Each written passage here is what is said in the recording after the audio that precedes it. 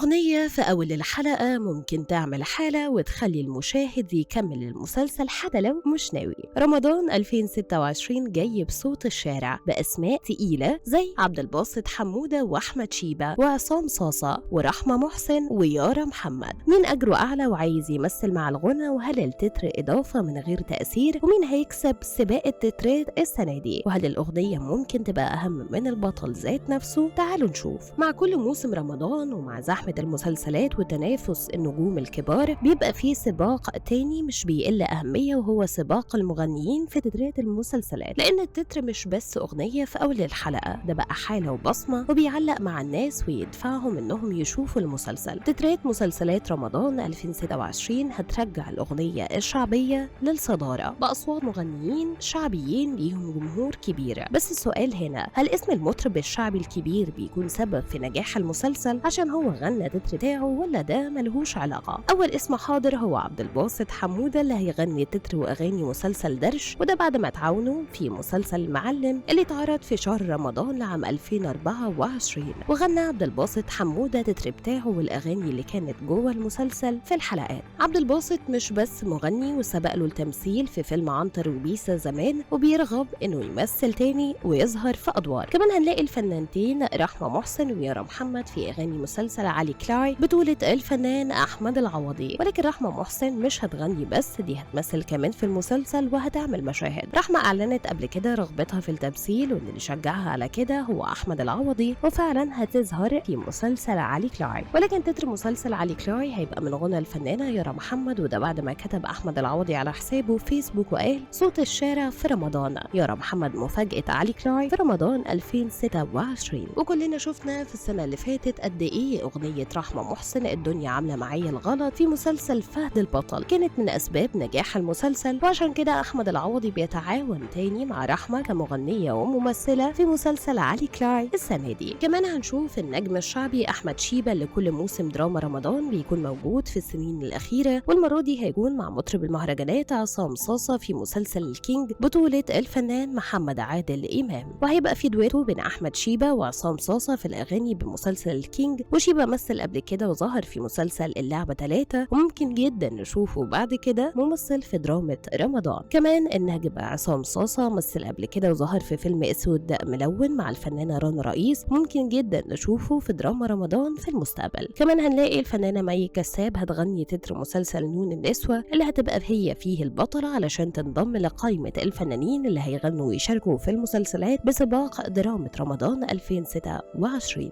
هنشوف كمان مغنيين تانيين في تترات المسلسلات الأخرى زي الفنان وائل كفوري اللي هيغني تتر مسلسل بالحرم، ومحمد فضل الشاكر في تتر مسلسل مطبخ المدينة، ومهد فتوني لتتر مسلسل الست موناليزا. فيا ترى هل يحق للمطرب انه يمثل والنقابة توافق على كده، في حين في اعتراض كبير جدا من قبل النقابة على تمثيل البلوجرز زي ما شفنا في الكام يوم اللي فاتوا اللي حصل مع البلوجر هايدي كامل وأم جاسر وقبلهم كروان مشاكل. أما بقى أجور المغنيين دول بشكل تقريبي مش رسمي ونهائي، هنلاقي إن سعر عبد الباسط حمودة الفرح الشعبي أو القاعات بحوالي 30,000 جنيه، أحمد شيبة حوالي 40,000 جنيه، عصام صاصة حوالي 30,000 جنيه، رحمة محسن حوالي 30,000 جنيه، وزيها يارا محمد. بس أكيد الأرقام دي ملهاش علاقة بالأجور بتاعتهم في أغاني تترات مسلسلات رمضان أو الأغاني اللي بيغنوها جوه المسلسل. في النهاية تفتكروا ده بيتحدد على حسب شعبيتهم ولا أجرهم في الحفلات والأفراح؟ ويا ترى تتوقعوا مين اللي أغنيته هتسمع وتحقق نسب أعلى؟ هل